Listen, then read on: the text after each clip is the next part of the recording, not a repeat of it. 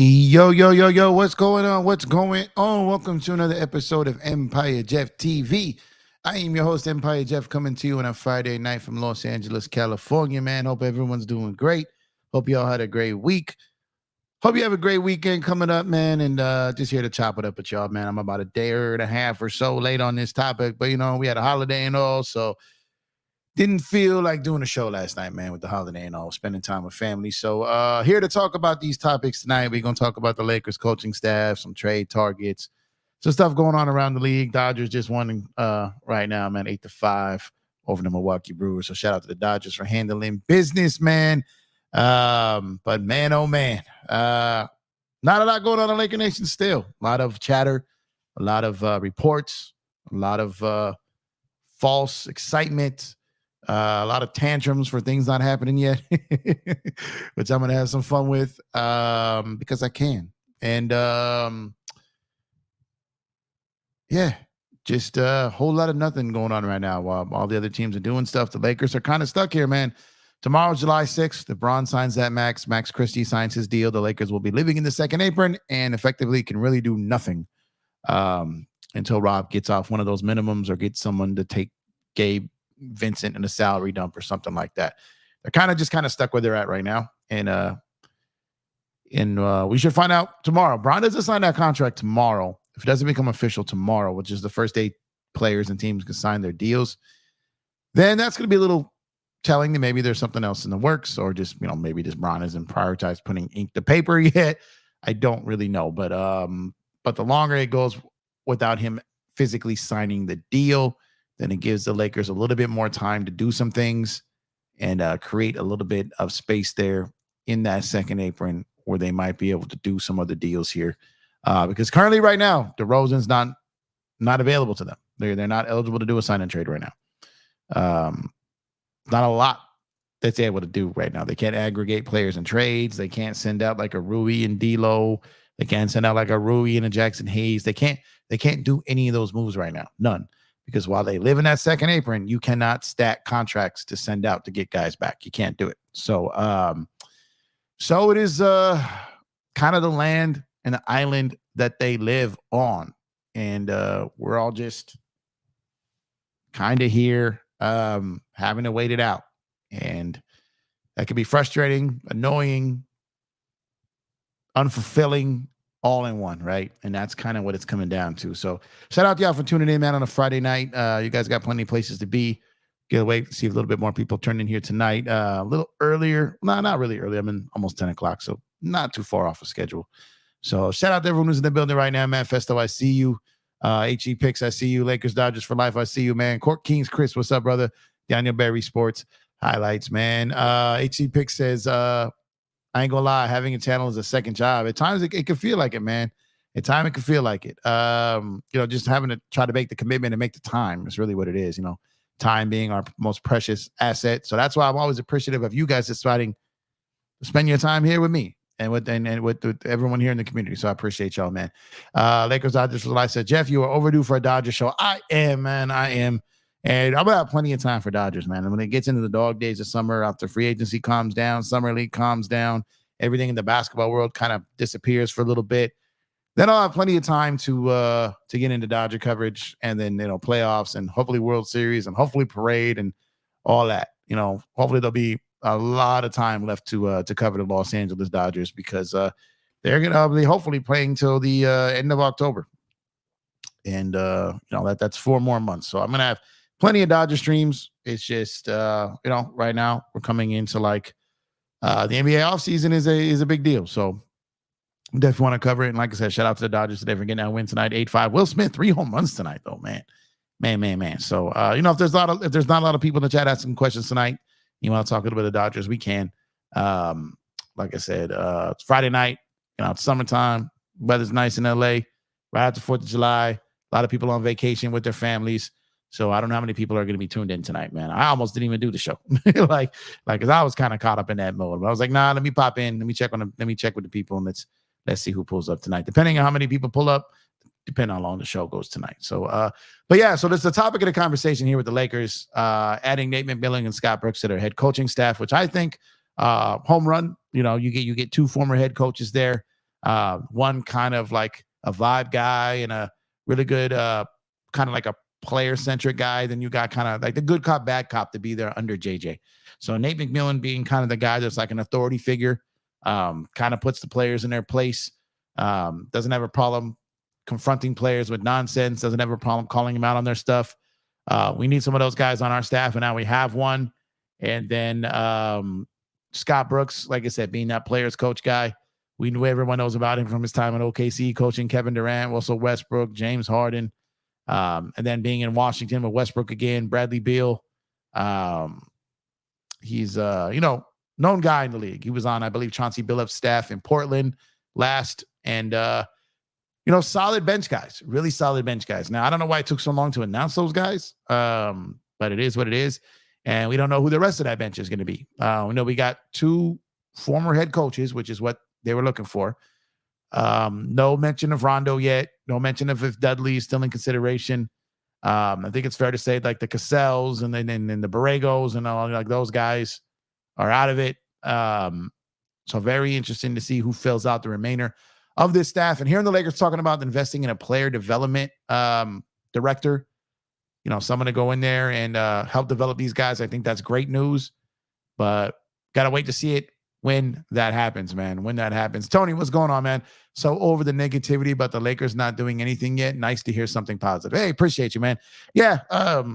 Again, you guys know me the last week or so, I've kind of just been kind of giving my take on the toxic side of Laker Nation. And that's not, I in no way, shape, or form think I'm a better fan than any other fan. I don't think I'm anything above. I'm just saying, like, my whole situation is I'm getting tired of it too. And a lot of people are. And I just keep wrapping my mind about it. If I'm a Laker fan and I'm getting tired of it, I can only imagine how players around the league are feeling about it and how this can impact us getting people and how this impacted us getting coaches and all these things, right? So I'm just over it. I'm tired of it. I'm ready to call them out. I'm ready to challenge it. I'm ready to plant my flag on the civil side of Laker Nation here and defend the those who support the team, have no problem with constructive criticism, but act like we've been here before and act like we have some sense. And I'm riding with that. Whoever's with me is with me. Whoever's against that, we can have conversations.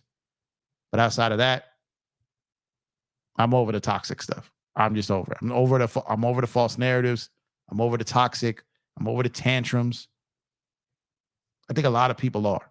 And so it's going to be fun. It's going to be fun. I'm going to have some fun with that. Lakers Dodgers for Life says, hope you had a great 4th of July. Hey, thank you. I had a great 4th of July. Fantastic 4th of July. I had a great 5th of July. You know what I mean? So I hope you did too. Hope you all did. Fantastic holiday. Family, fireworks, friends, like the 3 Fs. Family, friends, and fireworks, right? It was great. Had a lot to do today. And then, come over here and get to wrap it up with you guys. So appreciate y'all, man. And maybe if it's a light night, and it looks like it might be, and that's okay, because maybe if the chat's going to be a little slower, then maybe I can bring some people up one at a time right now. If I don't got to go through a bunch of chats, then maybe we can bring some people up one at a time. If you guys want me to do that, let me get some fire emojis in the chat. Maybe we'll do a little test run of Empire Jeff EPJ Sports Night here and test some live calls. Maybe we can do that for a little bit. But like I said, I like the hiring of these guys. I don't know who's going to be next. We went through the cycle, the Hurley, JJ. Is it going to be Borrego? Is it going to be Cassell? We can settle on a head coach. We get through the draft. We were at the beginning of free agency here. And it's just really the only things that have happened is that we have got JJ. We've got some assistants. We signed Max. Braun is committed, says to be a Max. We'll see if that ends up being a Max or if he takes a slight pay cut to allow more people here. We'll wait and see on all that, man. But there's going to be this may go into late in the summer league, late into the summer. This could take a while. It might. And like I said, we just got to deal with it. We just got to deal with it. And we have no control over it. Just is what it is. Shan, what's going on, bro? You said thoughts on Philly. I like what they're doing. I mean, considering, James Harden did whatever he could to make it seem that try to bury what they could do, right? And they just came in and just kind of reloaded. They reloaded, man. They signed Paul George. They re-signed Tyrese Maxey. They re-signed Kelly Oubre. They add Andre Drummond. They add Eric Gordon. They still got Robert Covington as a free agent. They still got Kyle Lowry as a free agent. So there's Kenya Martin Jr. Like they still got guys on their books here that they can still bring in and still add to this team. But when you got a starting lineup of Joel Embiid, Tyrese Maxey, and Paul George, man, you're off to a good start. You got a really solid backup big if and when, and most likely when Joel Embiid gets hurt. So I like what they've done. And you've got that Eastern Conference and that Northeast there with Boston, New York, and Philly now. And that section of the country basketball-wise is going to be stacked. It's going to be stacked. Purple and Gold, what's up, man? He said, hey, Empire, I'm a Lakers fan, but to be quite honest, I'm with you. With the personnel we have, we're not a chance. No, I don't think we're a contender. I said this last year. Like I said, I caught heat for this. Got a lot of people firing off on me for it. But I'll say it then, I'll say it again. This team has bigger problems than just Darvin Ham. Darvin Ham is gone, and we still have problems. I told you guys this. Had people unfollow me, people unsubscribe, people put me on mute, all because I was telling them this. I'm going to keep telling them this because it's the truth. I can't help it that they can't fix it. It's the truth. This team's got issues. Bigger than just Darvin Ham, because Darvin Ham is in Milwaukee, and we're still here dealing with this. And this is what I told y'all. Let's see. Shan says, you think PG as a third guy is different? So Paul George, yeah. So that's what I'm saying. Like if Paul George is your third option, and I mean, I think I think there's some nights where he'll be a second option and some nights a first option. So especially like if you got nights where Embiid is out, Paul George is capable of going over and taking over a basketball game at any given time. But it's going to be Maxey's, like it's going to be Embiid and Maxey more than likely, and then Paul George. But I think Maxey and Paul George, they're going to have to figure that out. Like they're going to have to figure it out. And I think they will. But like I said, Paul George is a good fit there. And like I said, I like Drummond as that backup there, adding a veteran in Gordon, keeping Oubre. Like they've done some things there. Like keep an eye on Russ, man. If Russ gets traded somewhere and bought out, he can end up in Philly with Paul George. So possible. I'm not saying likely, but I'm saying possible. Seems to be he wants to get to Denver, and maybe he'll find his way there. But we'll wait and see on that. Tony says, we know you were a hooper, Empire. Jeff, did you play competitive basketball growing up? Yeah, so I played all the way up through high school, and then I had a knee injury my senior year, and just was never. I've said this before. I love the game. I live the game. I was constantly obsessed with the game, talking the game, playing the game before school, after school, during school, on teams, practices, staying after practice. But I was never one of these super talented guys. I was never the best player on my high school team. I was never the best player on a travel ball team. I was never that guy. I've got no problem admitting that. I wasn't. I was a very good teammate. I was a very good role player. And teams tend to do better when I was on the floor because I was a smart basketball player. But I didn't have the athleticism some of these guys had, but I was smart. I wasn't quick, but I had a pretty good first step. I wasn't super tall, but I was strong. Like I said, I had a pretty good first step. I was smart. I could beat people to positions, draw charges, great with assists, great with rebounds, great with outlets. I can make open shots. I can make my free throws. I was kind of like a coach on the floor too. I would talk some trash, you know what I mean? So, but I was never that guy on any of those teams. But having said that, because I was able to be a much better coach than I was a player. But I was heavily involved, like just constantly in basketball my whole life. So, but I had a pretty good knee injury my senior year. And not that I had a chance to go anywhere after high school anyways with it, because I wasn't gonna. But that's kind of led me into coaching. And that's kind of what I did ever since. But I definitely I played, but I was never a top tier guy. Purple and Gold says, I'm starting to think this type of move from Genie is all business. And so with LBJ, no strings attached whatsoever. Yeah, I mean, here's the thing. Like it is a business. and Braun is a business. So you have Genie, who runs the Lakers, which is a brand and a business. You have LeBron James, who runs his brand, plus is running Clutch, which is also a brand and a business. So these guys are handling their business first. And ideally, if they win on top of that, great. If they don't, they're not going to like it. They're not going to love it. They're trying to win. But we're not going to sit up here and act like they're also not trying to run a business, because they are. They are. And I just shout out to DJ Lakers and 5. I was on his panel for a while tonight. And shout out to JC, African Gamer, Go James, aka Chris Lewis. I don't remember the other guy's name on the panel. Shout out to all them for letting me rock over there and cook. So I appreciate y'all. But I had to dip out and come do my show. But I touched on a lot of topics over there, a lot of Laker history. There were some young guys on the panel there. So kind of got a great chance to kind of break down some things to them. They were very receptive. Shout out to them. I salute them. Appreciative. I got to paint a little bit of a picture of some different things and kind of get them to understand some things and see things a little bit different. And I'll ask DJ if he'll let me clip that segment. I'll throw it on my channel, because I think it's important. I don't want to redo it here tonight, but if DJ's cool with it, I'll take a section of that and I'll make it a separate video. I'll post it up here. But I think we talked about some good stuff over there, and I think the young OGs over there were receptive to it, and I think it helped bring a little bit of perspective to things over there, and I think that's important. And them, like me, they were speaking out on some of the the toxic part and all these different things, and I think it's good that this is coming up. I think it's good that it's being discussed. At the same time, there are also people saying you got to be a certain type to play here. You got to be built for this, da da da. And while this is all true, it doesn't justify some of the behavior. You know what I'm saying? Let's see, Darren, what's going on, Darren? Jeff, who else do you think we will get as assistant coaches? I don't know. Like I really don't know because with this team, you just don't know who are they talking to, who they made offers to, who refused them. Like, we don't know. I think there's still a chance that Rondo comes in, and I don't know about the rest. I don't buy into the Phil Handy smoke. I think there's a chance he could come back.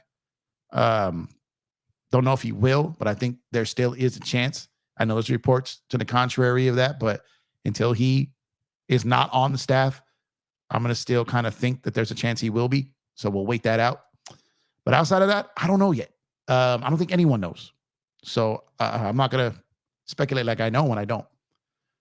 Lakers Dodgers for Life says, I feel you, Jeff. I like the coaching staff. Notice how nobody is talking about the hires. They rather talk about how everybody is turning us down. Yeah, that's what I'm saying. Just the negative side, man, is so...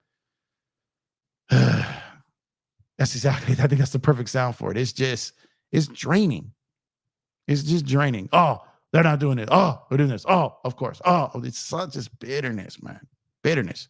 And I said my thing too, like, yo, the bigs are drying up. We're not getting them. But it's not from an entitled perspective. My thing is like, okay, what's the strategy? I'm trying to, if I could pick up on what's happening, but it's not a tantrum. Because there's tantrums being thrown. But you're right. You're absolutely right. Let's see. Darren says, Prince followed Ham. The Yokozuna. Yeah.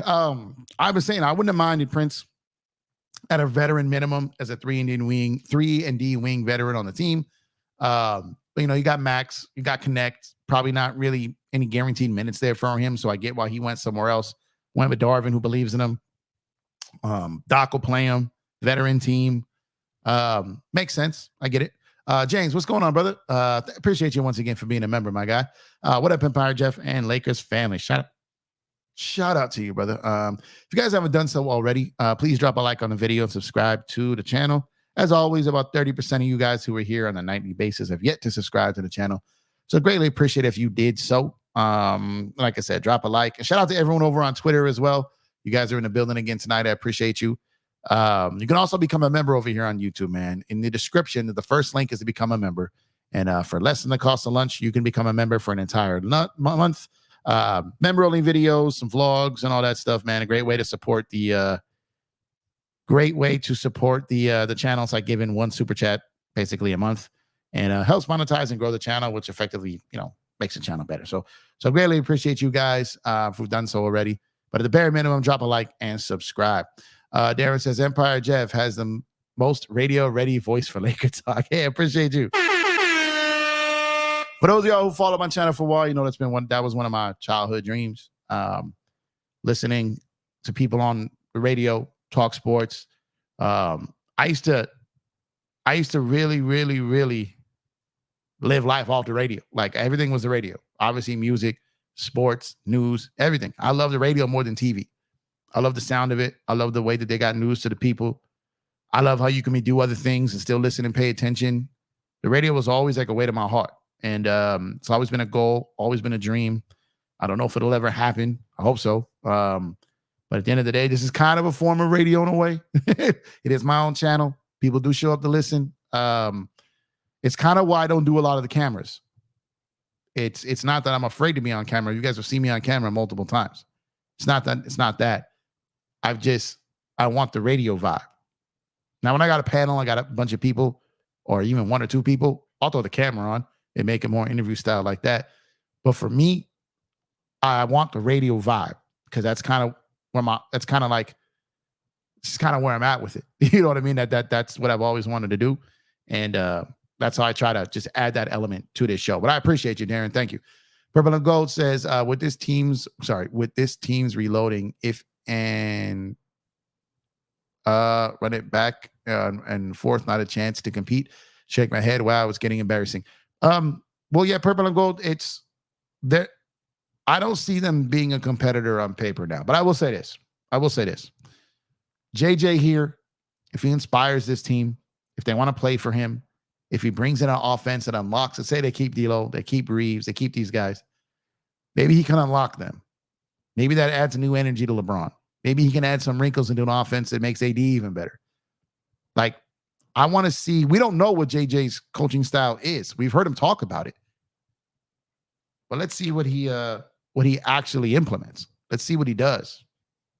Let's see what he brings to this team. Until then, we don't really know. So we got to see. And while tomorrow's California Classic Summer League won't have JJ coaching, and it won't have Braun and AD and all that, we might see some things some sneak peeks into what he may run. So we should be paying attention to that. But maybe he can make D'Lo better. Maybe he can unlock him a little bit. Maybe Reeves gets going more. His agent was already talking that trash like he's gonna. They got Connect out there now. Max getting minutes. Rui Vando, hopefully healthy to start a season. Gabe, if he's still on the team, healthy to start a season. All of these things are important. Like if Jackson Hayes is your fourth big, that's not bad. That's not bad. Fourth or fifth big, right? If Christian Wood, if he's still on the team, it's your 3-4 big. That's not too bad. They need a true third big, though, because Braun is the 4. We got to face it. As far as a center goes, if our centers are 80, Hayes, and Wood, that's not solid. We got to split one of those 3 up. And I'm sorry, I apologize if you guys are still hearing, if you guys hear some fireworks. In my neighborhood, this is routine months before and months after 4th of July, but it's obviously peak right now. And my noise canceling, my mixer here does a pretty good job, but there's dudes like literally next door lighting them off right now. So I apologize if it causes some background noise here. Darren says, Jeff, I averaged 19 points in high school. That's what's up. Yeah, I never averaged 19. I never shot enough to average 19. Wasn't my role. My best friends averaged like 25 to 27. And I was very, very good at getting them the ball in their spots, man. These dudes would hardly have to put the ball on the floor. But never. I was a high assist guy, though. But never 19. That's dope. Congrats to you, man. Ken Carter, what's up, man? Miami should trade Hero, Duncan, Jokic for Norm, man, Russ. Perfect trade. I gotta look. Have you looked at the money on that, Kane? I haven't. So you said Hero and Duncan. So that's pretty big money. Norm and Russ. Man, does that equal? Chris says we need to see Westbrook versus Mike Malone. Must see TV. Oh yeah, as far as them going at it, kind of like him and Ham and Vogel did. That'd be funny. Darren says we had to play Pasadena, and they had a guy that became a pro. Suffice to say, he torched us. So yeah, man. I remember coaching against Pasadena, man. Oh man, those boys were tough. In a 2003 through 7 range. I don't know when you played, Darren, but a 2003 to 2007 when like damn Westchester, like, oh man, that was just that was a run. And we had the high school team that a lot of my travel ball guys played on ended up losing to Pasadena.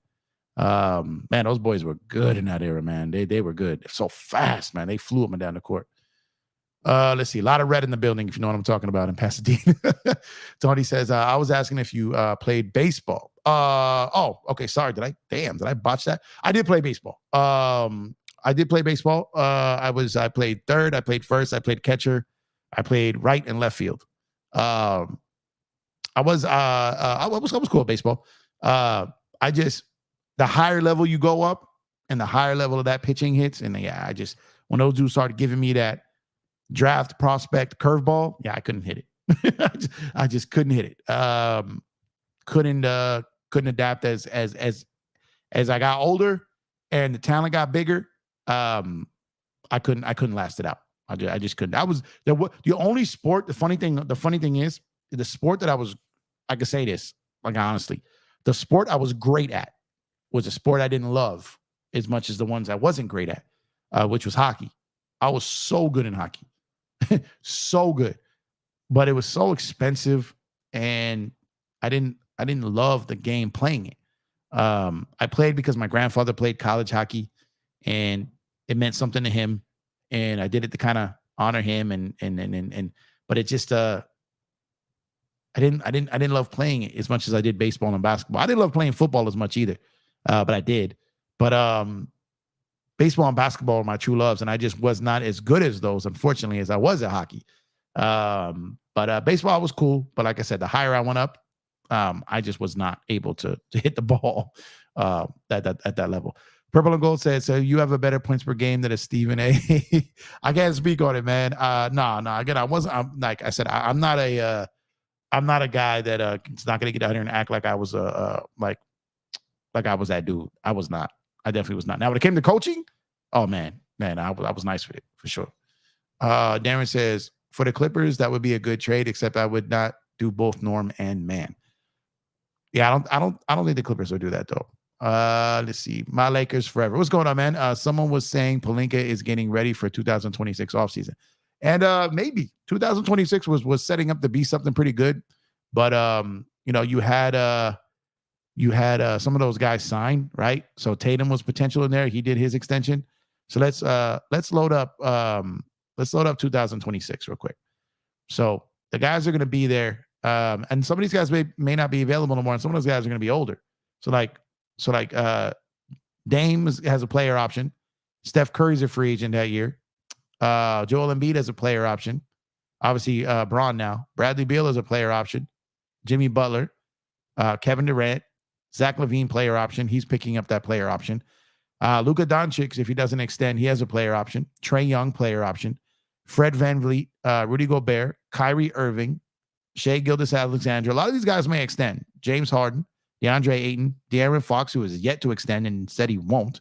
CJ McCollum, Chris Middleton, Kristaps Porzingis, Julius Randle, Andrew Wiggins player option, Jaren Jackson Jr., Jalen Brunson, Tobias Harris, John Collins, Anthony Simons, Draymond Green, Terry Rozier, Mikal Bridges, KCP, Aaron Gordon, Jared Allen, Vucevic, Pirtle, Marcus Smart, Duncan Robinson, Norman Powell, Harrison Barnes, Colin Sexton, Nurkic, Zach Collins, Rui Hachimura, and it just goes on and on and on. Some all-star guys, some good role player guys, very, very, very deep pool of free agents, complete opposite of this summer's free agent pool, complete opposite.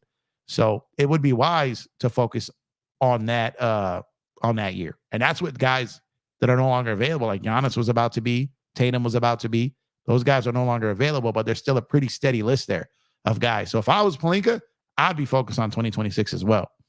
And you have potentially to clear the deck there kind of outside of AD to really load up on 3 or 4 guys because the cap is going to go ballistic by then.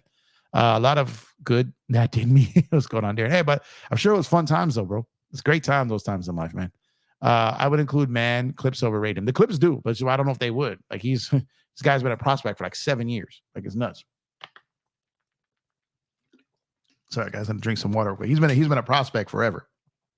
My Lakers forever says can cap space and stack free agency. Yep, 2026 is big for the entire league. Yeah, that's true. They should do it. Darren says Miami would get better. Yeah, they would. I just don't know if that lines up money-wise. I'm excited to watch the California Classic game tomorrow. Jeff, at least we have some positive to look forward to. Yeah, we got Summer League coming. Like I said, connect. We'll see what Bronny looks like out there. But even so, no matter what, man, I'm just taking it for what it is right now. And seeing what all becomes of it, man. And that's all we can really do at this point. Like, we don't control any of this. We're just sitting back and waiting to see what's what.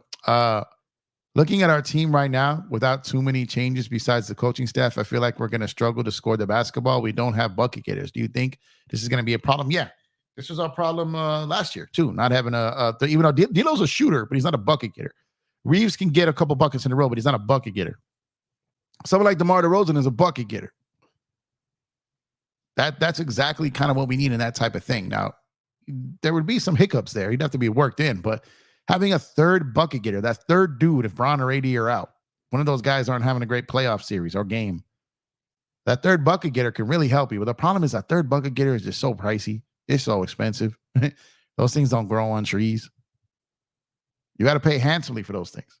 And right now, the Lakers are going through it, struggling, trying to do so. Every time I hear something negative in the sports media, I think of your Clipper toilet bowl button. the Clipper toilet bowl. You mean this one?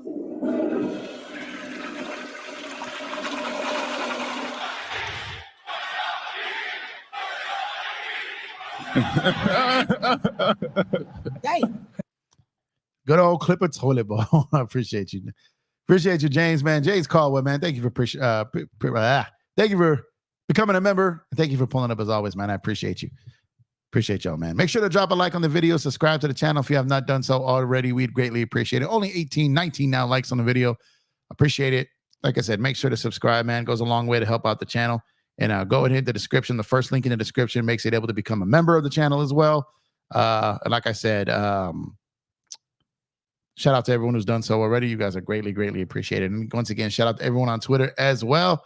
I see y'all over there, man. Appreciate you guys, man. They get better stats. Yep. I'm a young Vin. Nah, man. Nah. That I don't belong nowhere near in the same sentence as Vin, but I appreciate you, man. I appreciate you.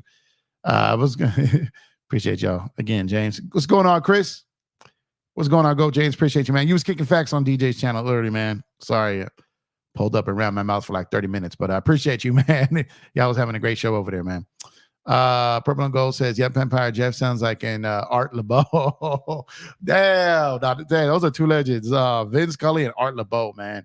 I listened to a lot of Art LeBeau, especially back in the day. Oh my God, that was woo. Let me move on.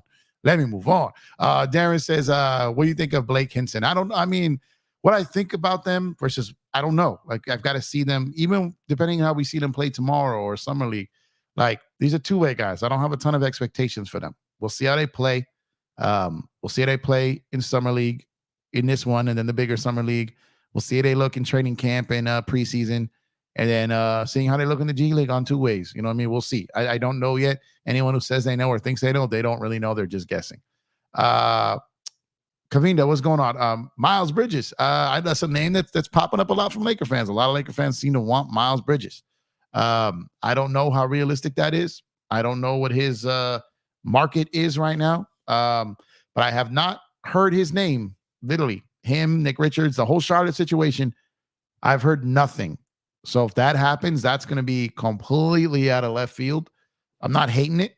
But as I mentioned, I have just not heard anything to really consider it a reality. Doesn't mean it's not. It could. You know, there's plenty of things going on that I never hear. But that I've heard literally nothing. Like, there's not a single report linking to that. There's nothing that's like adding up to that being a possibility. There's nothing being leaked about talks being there. There's just nothing there on it. Darren says, in 1979, 80, no 3-point lines back then, high school. Oh, okay, yeah. Just to bucket. Yeah, that was a whole different game, man. Obviously, my entire life I've had a 3-point line. But back then, man, that was just a totally different game.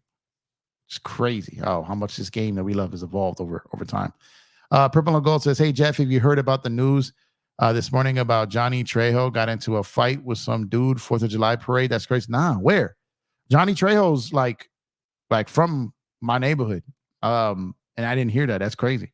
I haven't been on social media much today, so I don't know where that popped off or where. Do you know where it happened? Let me know, because I did not see that, which is weird. What up? Stay up. Appreciate you, man, for tuning in. Appreciate you. Thank you for tuning in. Hope you guys have a good night here. King Carter says Clippers do that because they get younger. Let some vets go. It feels like the Lakers' priorities are to build towards the future and develop the young guns. Thoughts? Yeah, that's what it looks like right now. But I think really what the Lakers' priority truly is to not get fleeced. I think they're okay with giving up those picks. I think they're okay with moving guys, even on Austin Reeves, for the right deal. And I just don't believe that they've come across that right deal yet. I just don't. I don't think they have. Like I said, I think if Donovan Mitchell were available, I think they'd empty the clip for him. I think if someone else was available that they truly like, if they could get marketing at a reasonable price, I think they would.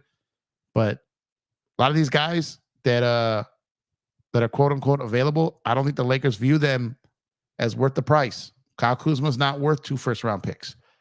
Dorian Finney-Smith and Cam Johnson may be a first-round pick, but unprotected, I don't know. Jeremy Grant is definitely not worth 2 first-round picks. Bruce Brown is not worth 1 first-round pick, let alone 2. And this is the guy who you guys call Bruce Brown's agent on this show, because I've talked about him so often. I don't believe he's worth that. I don't. So these guys have unrealistic expectation and price points for these players, and that's why the Lakers aren't really doing nothing, is because Rob, while he's being killed for it, isn't going to allow himself to be fleeced. He's not going to go out here and overpay for guys. He's not going to do it. Richard, what's going on, Richard? Jeff, how you doing, bro? Appreciate you reading all the comments. Everyone gets heard. At this point, we're going to make a trade. It's going to not be the right away. Only said that because we need to get under the cap. Yeah. Hey, thank you. I appreciate it. And like I said, I do my best to read every single comment, man. You guys know that. Sometimes it's easier to get through some of them quicker. Sometimes it takes 30 minutes for me to get to your comment. But tonight it's pacing, pretty good. I'm able to kind of get to them in real time. Sometimes slower nights, I kind of like those. Sometimes when we got just boom, boom, boom, boom, boom, boom, boom, I can't get to all your guys' comments in real time. And sometimes some of you guys are gone by the time I get to them. So sometimes it's good to have a little bit slower paced night, me get to your chats in real time and have an actual dialogue and a conversation. Darren says, what time is the game tomorrow? I think it's at 1:30 p.m. tomorrow, West Coast time. Whatever happens, we ride with this team, brother. Facts. Look. We can all be critical. We can all be have constructive criticism. We can all speak on things we dislike. We can speak on things we love, things we like, things we don't like. We can give praise. We can ask questions. Like I said, but for those, just support your team, support your coaches, support your rookies, support your team. And when they're bad, obviously, we can speak on it. Just don't lose your minds, man. Chris says, I would have loved to see Ballmer's face when PG left. To be honest, Chris, I don't know if it was really PG leaving or the Clippers showing him the door, bro. They could have easily kept him. They chose not to. They could have easily kept him. They let him walk over money, and Ballmer has all the money in the world. So I guess it's from the perspective you're watching it as. I look at it as the Clippers let Paul George go. I don't look at it as Paul George let the Clippers go. Maybe it's me, but I don't think Steve Ballmer lets anyone walk for money unless he doesn't think they're worth the price. And that's just me. So for me, I kind of feel like the Clippers, Paul George lost the Clippers. It's kind of how I see it. That's how I see it. My Lakers Forever says, Blake Hinson is a straight bucket. I mean, he was in college, right? But the NBA graveyards are filled with guys who were bucket getters in college and were out of the league in less than 2 years. So I don't want to get too hype. I'm going to support him. I'm going to root for him. I'm going to watch him hoop, but we'll wait and see. Jeff, what's going on, my brother? What's going on, Alejandro? Appreciate you tuning in, man. Hope you're having a good night. Hope you guys are just coming in. Hope you guys had a good 4th of July. Appreciate you tuning in, man. Drop a like on the video on the way in. Subscribe to the channel if you have not done so already. Let's think outside the box for a second. Okay, I like doing that. What if we extend D'Angelo Russell? What number would you feel comfortable with? Okay. First and foremost, we cannot extend him because he was on a 1+1. We can extend him. The only way we can sign D'Lo to a new contract is if once he hits free agency next summer, and if he is still a member of the Los Angeles Lakers, we cannot extend D'Lo. It not possible. Having said that, I don't know what the number would be because the type of year he has will determine that. So I don't mean to rain on the parade. You had me going with the outside the box. I got excited there. But at the end of the day, that box got shut because we don't have an option to extend him here. So we got a super chat in the building. Man, appreciate you, Darren, man. He goes, thanks for working on Friday night. Hey, appreciate you, man. Thank you for tuning in. Thank you for being here. Thank you for the super chat, obviously. Thank you. Greatly appreciate you. But I'm most thankful for your time and you choosing to spend your Friday night with me. So thank you so much. You guys know I do spend Friday nights, try to do Friday nights, Saturday nights. If I'm not out doing my thing, I was out earlier. I was able to get out of work a little earlier than usual. I was able to go and do my thing, hang with some friends, little happy hour joint, and then kind of get back here, finish up a little bit of work, and then tap in with y'all. So very blessed day, very blessed night for me tonight. And Darren, you just made it a little better. So I appreciate you. Thank you. And I do my best to represent you guys multiple nights a week. So I appreciate you appreciating it. So thank you guys, man. Thank you. Where did I leave off here? Let's see. Let me see. Okay, there we go. We got Dre the Great. What's going on, sir? He said, hashtag Court King. Salute to you, man. Shout out to Court Kings, man. Appreciate you, man. Why not go after John Collins? I like John Collins. John Collins, his role on this team would be interesting. I've always liked him, athletic. He doesn't defend as well as he did when he first came in the league or as well as he should. A rim runner, a guy that can dunk on people, a guy that can fill a lane. He's a solid basketball player. But I think what is Collins making? I think he might be Utah's highest paid player. Let me look. Yeah, Collins at $26 million a year. It's probably a little too much for what he brings and what he'd bring to this team. 27 years old. I like that number. I just don't like the $26 million and then the $26 million player option. I don't love his money. If he ever got traded somewhere and got bought out, I would love a player like John Collins. But getting a player like John Collins at $26 million a year, I like the player. I don't like that money for him. Purple and Gold says, hey, Jeff, where does LBJ wants to own Vegas expansion team per Brian wins per Wendy? Yeah, he does. That's kind of been known for a while. Adam Silver even made jokes about it. When they won the in-season tournament and said, you don't have a team, you don't have a franchise yet. And but he'll definitely be in the running for it. He's probably already got the investors and everything lined up. And it would work for the NBA to have him as an owner and keep him part of the NBA forever, as long as he wants to be, right? So I could see that happening for sure. But we'll have to wait and see on that. Let me see. My Lakers Forever says, Will Smith, man, tonight, 3 homers. Facts. Big Willie, man, smashed one. Oppo field. Then he hit one to left field, and then the one off the foul pole, man. 3 home runs, Dodgers 8-5 win over the Milwaukee Brewers tonight, man. Shout out to the Dodgers. We got, I went to go ball last week. I'm still recovering. Yo, so check this out. So I had someone talk about this injury in my chat like a week or so ago. I don't remember who it was. So we went this was, what day is it today? Friday. So this was Wednesday night. We went and took Lucky on his normal walk. You guys know, like, pretty much take like a 3-mile walk with Lucky just about every night after my wife gets home from work. Sometimes we'll go somewhere else. Sometimes we'll drive further out. Sometimes we'll go around the way. Sometimes we'll go to like a path or something, whatever, right? This time it happened to be around the house. We went for a walk around the way. And about like part of the walk, we go under the freeway and the overpass. And it gets real loud in there. And some of these muscle cars come through and start like, making a gang of noise with their engine. And it gets real loud. And it scares Lucky because, he's a dog and their ears are sensitive, let alone a beagle with his big old ears. So he starts to get like a little scared when those noises. So whenever those cars come through or we go under the freeway, we kind of run a little bit, like to get through there. We don't, so we're running and Lucky was just like, was in the mood to run after that. And it was like, it kind of like fired him up. So we ran like a good, I don't know, mile or so. And then we stopped for a bit and ran again. So most of that 3 mile walk is usually a walk, ended up like a 2.5 mile run and like a half-mile walk. And I get home and I'm like, oh man, okay, I escaped it. Cause I've had some issues. I stopped running on concrete because I started getting like, I would get like plantar fasciitis. It would flare up. And like an old basketball injury that I got while playing on concrete outdoors. And I'm like, oh, cool. I made it through. Then I'm doing a show Wednesday. It was an early show. The last show I did actually. And after I did my show, I get up and I go to like, to go walk. I'm like, man, what the heck? Like I felt it in my leg, like felt it in my heel. And I was like, oh man, it just flared up. So like ever since Wednesday, I've been over here walking with a limp. And anyone's ever had that, like this is going to be like a good week, right? It's going to be a week. So like I'm dealing with that. And that all came from just running with Lucky outside on concrete instead of just getting on my treadmill. And now I'm jacked up for like the next week here, man. So not fun. Not fun right now. Kind of going through the pain. But I haven't been able to play ball in a long time. I haven't touched a basketball in forever. And so I'm still feeling the pain from just a run the other day. And it sucks, man.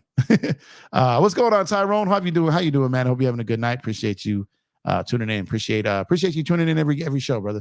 Appreciate you. I saw you over at DJ show when I was over there too, man. Appreciate you. Tyrone says, I can't wait until we get Gary Trent Jr. for $6.5 million. That'll be dope. I like Gary Trent Jr. and he's a clutch guy, so maybe we get that discount. So I hope so. I wouldn't mind him, but we got to free up some spots. Step says, I hate that we have not made a move yet, but after the Westbrook trade, I'd rather us not make a move than make a bad move at this point. A bad move could set the franchise back a couple seasons. Facts. And that's where I'm at. Like, I mean, I understand the landscape. I understand the money situation. I understand everything is what it is right now. And it's not as simple, man. The 2K boys who play video games are sitting back demanding stuff like they got a controller and can just do it and turn the settings off and do whatever they want. That's not how it goes, man. It's not how it goes. Alejandro says, the more I think about it, out of all the trades I've heard about, the only one that makes sense and truly improves our team without creating another hole is Rui, Vincent, and Reddish for Grant. Only if, this I agree with. Only if we are able to get Grant without, we're not doing that for 2 first-round picks. There's no way. There's no way we're doing Jeremy Grant for 2. I don't think we should give 1 pick. There's some people who think we should, but you got to understand, they're looking to liquidate that contract. They're looking to dump that money. There's no reason we should give them a pick for a salary they're trying to drop. So wait that out. You don't got to have that. You could get, if they want 2 picks, no one's paying that. I don't think so. You got till October to do that deal. There's no sense in giving your 2 picks now. Wait it out. See if that price drops. See if it drops. Robert, what's going on, Robert? Good day, Jeff. How's it going, mate? I'm good. I hope you're doing well. You're part of the world over there. Hope you're doing good. Like I said, everyone coming in, man. I hope y'all had a good 4th of July with your families, whoever you spent it with. Appreciate y'all spending some time with me tonight. Lakers had another huge day, trade day. Oh man, they traded frustration for more frustration in a lot of Laker fans' eyes today. So I get you, man. I'm going backwards. My fault here. Because you're worth the time. Hey, appreciate you, man. Appreciate you. Chris says, let's see. Shout out Gorkins. What's up? Let's see. And Rich Paul as his GM would be crazy. I've been saying that for years. It's probably going to happen. It's probably going to happen for sure. Permanent Gold said, yeah, Collins is like Eldon Campbell average.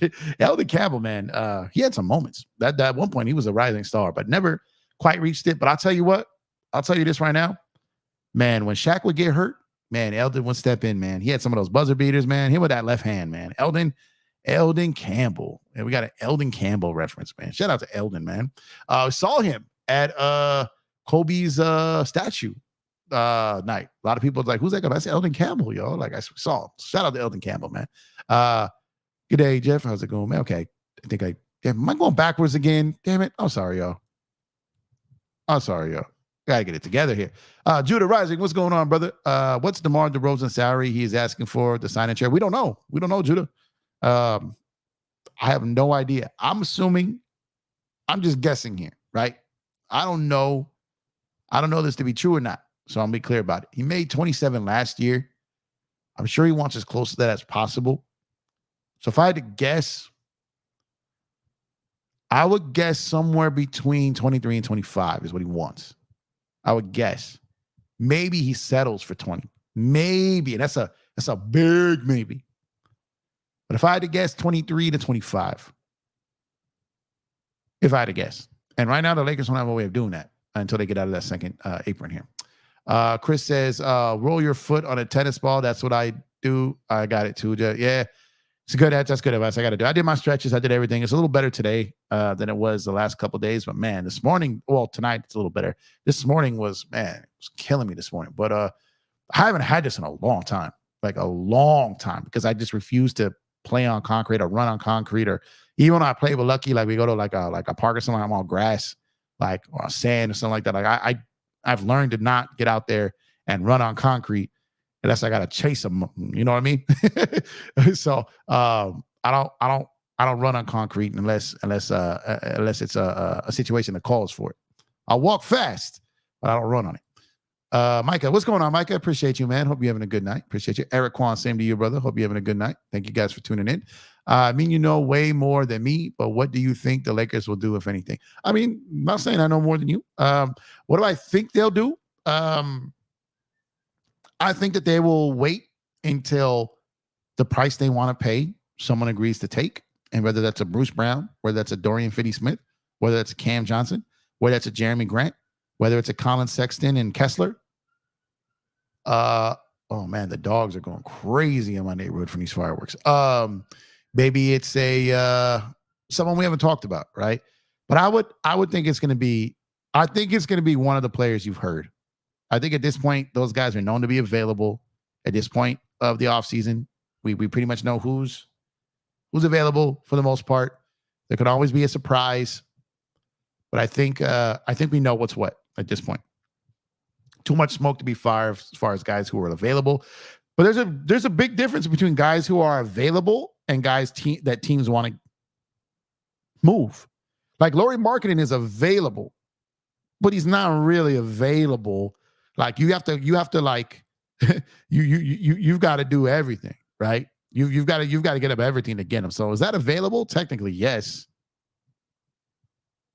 But I'm not sensing that there's a market out there, anything remotely close to what the Nets got from Mikal Bridges.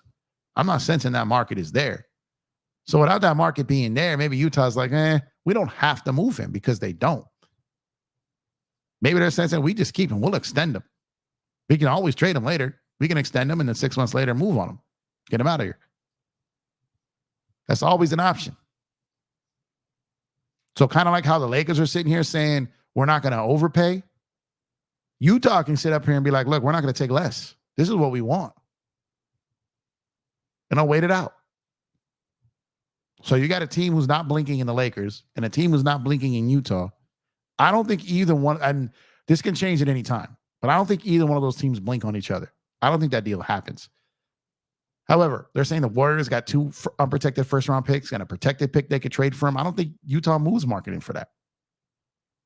I don't think he does. They said the Kings almost got him. I don't know. I don't know how close the truth that was. But they said the Kings almost got him. So he's available, but he's not. They don't got him on liquidation. Jeff, can you speak to what Brooks and McMillan bring to the table? 2 solid coaching pickups. So I talked about this in the beginning. Scott Brooks is a very player-friendly, good vibe guy, good locker room guy, good guy on the bench. Players like him. Players like playing for him. Stars like playing for him. Good guy. Overall, good guy. Good energy. He knows how to get stars the ball in the position where they want them. His offensive style. Nate McMillan, a little different. Good guy for everything that you ever heard anyone talk about him from just a guy, a person perspective. But as a coach, he is very, he's the bad cop. Scott Brooks, good cop. Nate McMillan, bad cop. JJ is going to go back and forth in those roles between good cop and bad cop himself. But now you got Brooks, who's going to be the player's guy. And now you got McMillan, who's going to hold these guys accountable. You miss a defensive assignment, he's going to bark at you. He's going to call you out. You make a bad pass, he's going to call you out. You miss a defensive assignment, he's going to call you out. You're not paying attention in the film room, he's going to call you out. He'll talk about you in interviews. He'll talk about you post-game. He'll talk about you pre-game. He'll talk about you to the media. He'll talk about you to your face. He'll talk about you in team meetings. You're going to get his attention, and he's going to get yours. And I like that. It's not always great from a head coach perspective. You need a little balance in it. I think JJ is going to have to figure that out. But I think my favorite thing I love about having Nate McMillan is he's the guy that Trae Young got fired to, where it probably means no Trae. Okay, back to normal. Let's see. Purple and gold. We shouldn't gave them the picks for Jeremy Grant, but Lakers tax is real. To be quite honest, people. Well, here's the thing. That's not just a Laker tax, purple and gold. That's what they want from every team. That's why no team is traded for him. That's not the Laker tax. So look, the Lakers could have had DeJounte Murray if they gave up 2 first. They didn't give it up. So that wasn't just a Lakers tax because the Pelicans paid it. They paid it. So the taxes, yes, but they haven't been burned by the tax this offseason yet. They just haven't. Because if they gave up 2 first-round picks, they probably would have got them. But they didn't. I can't see a way they get DeRozan. It's too much. It's not ideal. It's not likely. DeRozan would have to decide to come off some salary demands. When you do a sign and trade, it has to be a 3-year deal. Not all 3 years have to be guaranteed. If you notice, Buddy Hield had a 3-year deal that he did in that trade from Philly to Golden State. The 3rd year has a $3 million guarantee on it, so it's effectively a 2-year deal. Even though it was a 3-year deal, that 3rd year he'll never see. So you can get creative. You can get a DeRozan and you can do something like that. 2 years, 40, 45 million, 3rd-year option at like 3, 4, 5, whatever million. And it really is a 2-year deal at that point, right? Or if DeRozan, like, look, I need to see what this market maybe is next summer, so maybe I'll take a little less. Maybe he takes $20 million from the Lakers. They do a 2-year deal on a sign and trade. 2nd year non-guaranteed, 3rd year non-guaranteed, and the Lakers basically tell them, look, we'll let you be a free agent again next summer. And there's a chance for that. If your name was Jeff Pelinka, what would be your remaining moves this offseason? I would try to dump some of these minimum guys to get below. I'm sure, and that's what he's doing, to get below that cap, and then try to swing a deal for DeRozan, swing a deal for someone else. But you can't make the deal and dump a minimum in that same deal while you're in the 2nd tier, because you can't aggregate a deal. I wouldn't even be opposed to finding someone to take Gabe, because that $11 million frees you a bigger window than 3. Maybe you can get Detroit to take Gabe. And if you got to give up a 2nd or so, do it. And now you've freed up $11-something million. Braun can sign his max. You can get the Christie deal. And now you're 7, 8, whatever, below the 2nd apron. You got a little bit more wiggle room there now. And if you do a sign and trade, it just hard caps you with the 2nd apron anyways, which they don't want to be over. Even though they're in it right now, I do not anticipate them staying there. I don't.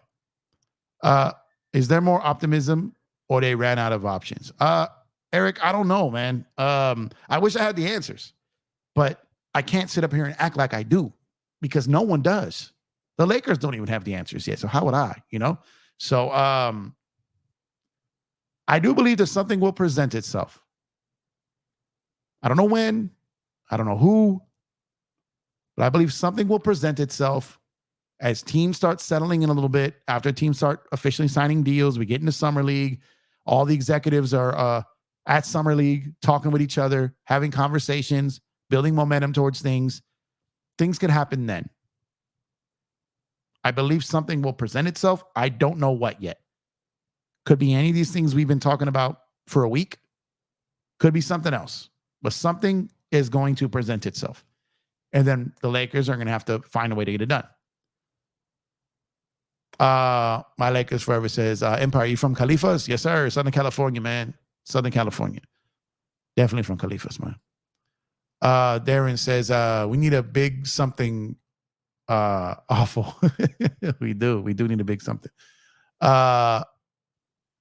It does seem from afar the Lakers are not be landing or may not be a landing spot it once was. Yeah, you know what? I think we're less shiny right now, to be honest. I've been saying this. We are a little less shiny from the perspective of it. But here's the thing. It's still the Lakers. The history is still there. It's still the iconic franchise. Players still want to be Lakers. The thing is this, is the league is just different now. You have so many billion-dollar owners, and you get these billionaires talking to some of these guys, and they just become in awe. And where the Lakers are a legacy and a big story and a brand, some of these billionaires are too. And then you get like just some of them just don't want to come here and deal with the stuff. They don't want to deal with the pressure. They don't want to deal with the backlash. Maybe they know they're not fit for these lights or this pressure.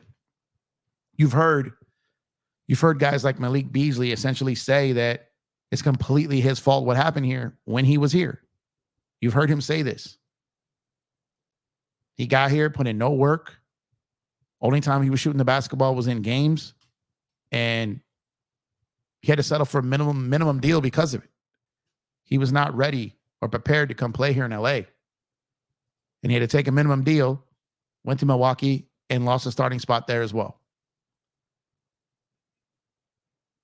And some guys just can't cut it out here. And that's just is what it is. But some don't want to come here. Some don't want to deal with it, whether it be the fan base. Some don't want to play with LeBron. Some would love to play with LeBron. Some don't want to play for a rookie head coach and JJ. There's a bunch of different reasons. And it's not just because people don't want to be Lakers. It's not just what it is. There's a whole bunch of different combinations of things here that are true. Just is. It just is. And these fireworks are crazy, yo.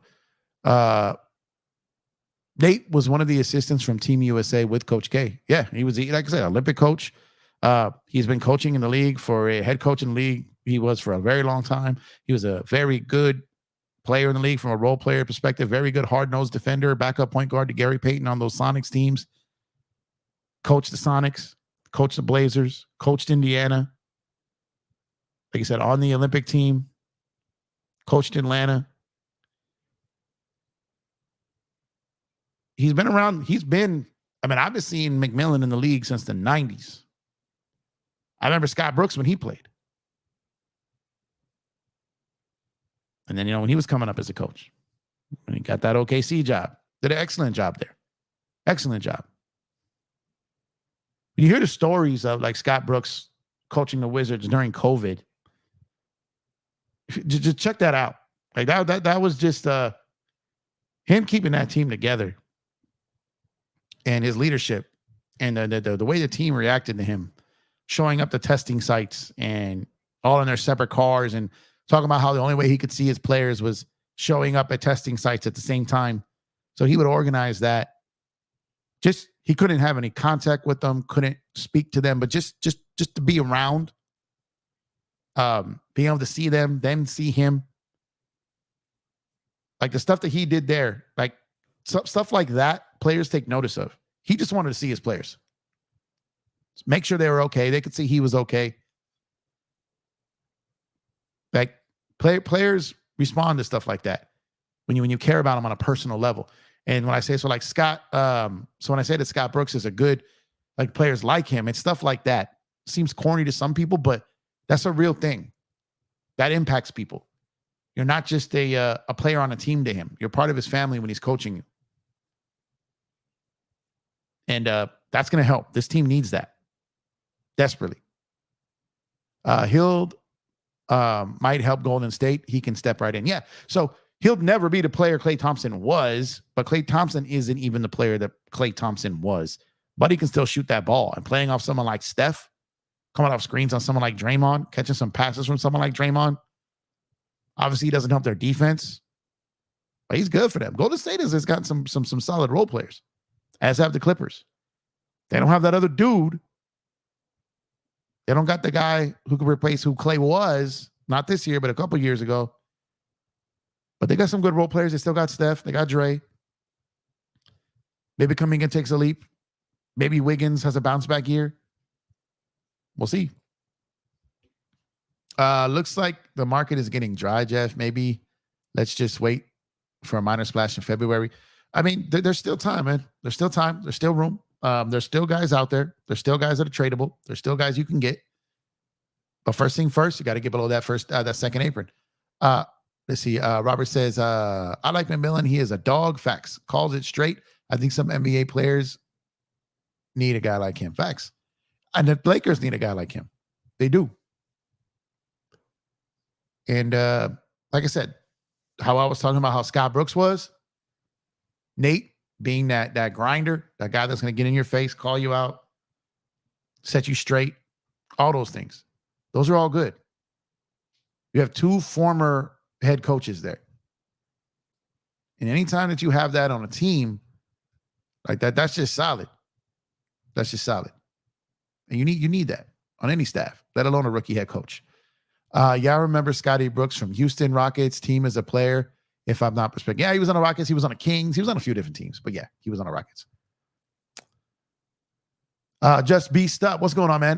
DeMar DeRozan to the Kings. That was the rumor today. We heard yesterday that, or the day before, Miami was the favorite to get him. Now Kings are the favorite to get him. Then it was the Lakers. Like we don't know. We don't know. The story changes every single day. So until he's there, till he's in that place, like I said, keep your eye on Ingram. Ingram with Sacramento too. So we don't know until we know, right? But Sacramento is definitely an option for sure. They're gonna do something. Well, yeah, I saw that. Y'all see the video of Nate and Scott getting in a tussle during their playing days? Old school, hard-nosed ball players. I love them being on the same bench. Yeah, that's all water under the bridge, man. That was in competition. That's all competition, man. And but I guarantee you they'll bring that same competition to this coaching staff. Darren says, is Vando ready to play? Because if you start D'Lo, Reeves, and LeBron, you need someone to help AD on D. Yeah, that was always the cheat code, was having Randall in that starting lineup. Having Vando did I say Vando? Did I say Randall? I meant Vando.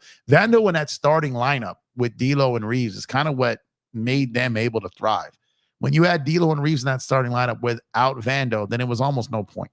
When they did have him in there, things were just so much more effective and different. When he was, man, that game in Boston, man, oh man, that was his peak of his Laker career, and he got hurt that game, man. Super frustrating, man. But hopefully we get him back healthy. I think he's good to go now. We'll have to wait and see. Purple and Gold says, at least Michael Thompson still has something to root for in Golden State from the Bahamas. Yeah, that's true. He is from the Bahamas. Buddy Hield, that is. Tyrone says, sounds like the money bag. You talking about DeRozan? Yeah, maybe. But again, the way this offseason has gone, the amount of conflicting reports has been pretty crazy. More than in years past. So I'm gonna wait. I'm gonna wait it out, because so many things that we thought were done weren't. Things that we thought weren't possible have been possible. So we're gonna have to wait all this stuff out, because we just don't know for sure yet. Ingram would make the Kings very, very good. Yeah, he would definitely help. And I know they've been talking. Those two teams have been talking for a bit. Woj said, wait for the next 24 hours. No, I get it. But there's been, deals fall apart. That's what I'm saying. I'm definitely no one to doubt Woj's reporting. I'm just saying I've seen plenty of times, even when Woj has reported stuff, that things fall apart at the end. And he's very careful and speaking on that stuff too. 24 to 48 hours. Gotcha. What's going on, Tamika? Appreciate you tuning in as always. We don't get much info in Australia until deals are done. Now I got you. And to be honest, Robert, that probably helps keep you sane, because here in the States, we get all this and we get all these kind of things, all this quote unquote intel, all these reports, and it drives everyone nuts, and mostly nothing happens. So we actually envy you. But the Kings have the offer ready. DeRozan just had to say yes per the Kings insiders. Okay, cool. Either way would be dope for the Kings. Facts. It would. That black and purple DeRozan jersey gonna go crazy. Yeah. I think DeRozan is more likely than Ingram for Sac. Maybe indeed. Would you take DeRozan or Ingram for the Lakers? Give it a chance. Probably DeRozan, because he's cheaper, and Brandon Ingram is going to want a long-term extension. And Ingram doesn't play that great with Braun. We've seen it before. So probably DeRozan at this point of their career. Tony, what's going on, man? Got my tickets to the Cali Classic. Hey, shout out to you, man. Go up there, represent. I've never been I've never been to the Cali Classic ones. I've been to Summer League, but I have not been to Cali Classic. So shout out to you, man. Have fun, enjoy, represent, man. Props to you. Robert says, I hear you, Jeff. Thanks, bud. No doubt. Let's see. Purple and Gold said Zeke said NBA should have Seattle team, and he said Memphis and one or more teams should move to the East Coast. They probably will. New Orleans probably moves once they reshuffle. Let's see. KCJ24 says Stack still won't win anything. I mean, probably not, but it definitely makes their team better. But yeah, they still got. Oh, this West is nuts, man. You're right. That's facts. Let's see. Lakers Dodgers for life said with the coaching changes, we're gonna see how coaching makes a difference. I can't wait. That's what I'm most looking forward to. It's gonna be the night and day. Hey, also that's what I'm saying. Like some within the Lakers organization, we've heard may want to wait to see how some of these guys play with JJ and this coaching staff. Once we know who this whole coaching staff is, and seeing like we still connect, right? Max getting a true role. Maybe D'Lo and Reeves will play better under JJ. I still don't love that starting backcourt for a contending team. But maybe those guys start playing a type of way that they're able to move them, right? Because look, here's the thing. Even if those guys start playing well and great during the regular season, are we going to trust that backcourt in the playoffs? Maybe they play good enough to where you can make a move. You go get someone that's better, right? And maybe something opens up there. So a lot of times we don't know until we see them on the court and see, what JJ cooks up here. I've been to Cali Classic at Golden One Center. Oh, that's dope. I've never been to the Golden One. I've been to the old school Arco Arena. Oh my God, that place was a dump, man. You're a Kings fan? Yeah, okay, that's dope. It's dope that you're in here, so appreciate you, man. Must be the purple. Appreciate you. I remember going to Arco Arena, man, and I've never been to the new one though. Never been there. New Orleans should move east. I think they will. Kings swept the Lakers last season. They did. Anthony Davis is 0-11 and gets a bonus in his career, and that's wild. That is wild. I don't count the first handful of games though. You're talking about OKC's the bonus when he wasn't playing, and other teams. But yeah, that's just a wild stat. Wild stat. Because in no way, shape, or form is Sabonis a better player. It's just a wild stat. Kings like Denver match up super well against the Lakers. That's a fact. What's going on, Craig? Appreciate you for tuning in. Hope you're having a good night, sir. Thank you. AD never beats a bonus. Put some respect on Zach. I respect him. I respect every team in the league. I'm here for my wife. She loves the Lakers. She's from LA. Appreciate you. Gotcha. Shout out to your wife. Appreciate you guys, man. I respect you guys know this. I respect every team in the league. I talk trash playfully, respectfully. But I respect every team in the league. Every team. I watch just about every team in the league. There's a difference. Some people talk about they got league pass and watch. Others really do. You know what I'm saying? So I watch a lot of Kings games. I watch, especially when Kings on the West Coast, when there's a lot less games on random nights throughout the week. I watch Kings games.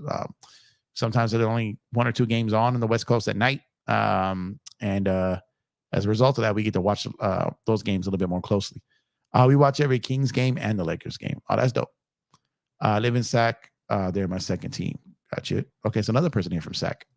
OKC will represent the Western Conference, and that's facts. They're our stack bringing the Cowboys. I hate to admit it. OKC is going to be, man, they're going to be tough, but you got to stay healthy, right? Got to stay healthy. And I like, they brought in guys who aren't going to need shots, so it's not going to disrupt their flow. They're bringing a defensive guy in Caruso, a guy who can, run the pick and roll, get some rebounds, offensive rebounds on Hartenstein there, and adding the perfect fit to their team. Those two guys, very impressive. What's going on, G.I. Sobar, man? Do you see Max starting at the shooting guard with D'Lo off the bench? Also, can Max make a leap like Simons, who struggled early? I don't. If Reeves and D'Lo are on the roster, I believe they still start. And while I struggle with that because I don't believe that's a starting backcourt on a contending team, I just believe that will be the case. But we will remain to be seen. I do think that Max is going to get. I think that his role is going to improve immensely. I think that's why you saw that deal that he got. I think that's why they gave him more than his probably market deserved, because they were probably figuring that Darvin kind of lowered his value a little bit by not playing him. And I think that they paid him as if he were playing last year. So I think they were fair to him. My Lakers forever said we should get Lopez. They want a first-round pick for a 36-year-old center, man. That's tough. Like, if they're going to give him away, try to dump salary and take, like a Rui or something like that, Rui something else, okay. But I'm not giving up an unprotected first-round pick for a 36-year-old center. I don't want to do that, man. OKC will be better than this season. They will, and they were the number 1 seed last year. That's crazy. People talking to each other. Malik Monk got snubbed. Yeah, Malik Monk is a hooper, man. That dude's a baller. I was arguing with people. People were like, yo, D'Lo's going to be like the number 1 guard in free agency. I'm like, bro, you tripping, man. Like, teams will be after KCP and and Monk. All like way more. Obviously, Monk signed his deal early, but I was actually having arguments with people in the offseason. I'm like, you guys are crazy, man. And then KCP, got his deal, and Orlando zeroed in on him instead of D'Lo. And now D'Lo stayed a Laker. But yeah, Monk's a really good player, man. If you watch the Kings, yeah. I mean, we saw him here, right? We saw him when he was in LA, and then kind of rebuilt him up here. And then he went and got that deal with Sac, and now he went out there and played well both years, and now he got a good long-term contract. I'm happy for him. Maybe Mac should start with D'Lo and Reeves, carry the bench. I just don't think it's going to happen, Tony.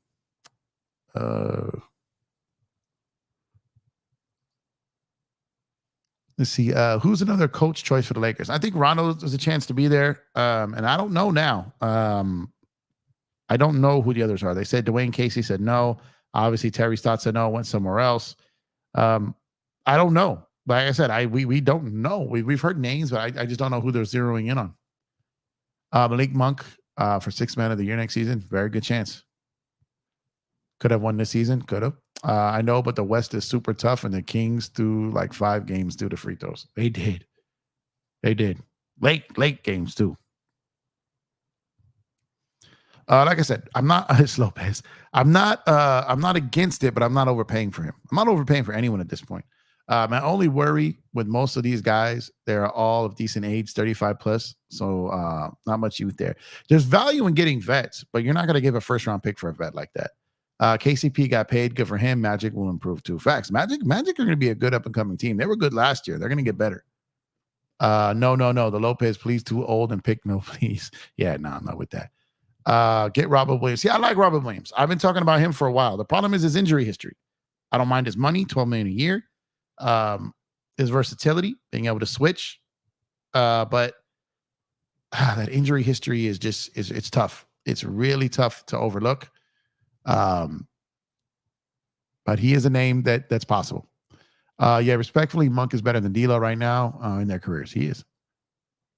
Although, let's get Wendell Carter Jr. as our center. Yeah, I haven't heard about what his true availability is, but you think like with the moves that they've made, it's looking like he may be available. 1 second, guys, got to get some water.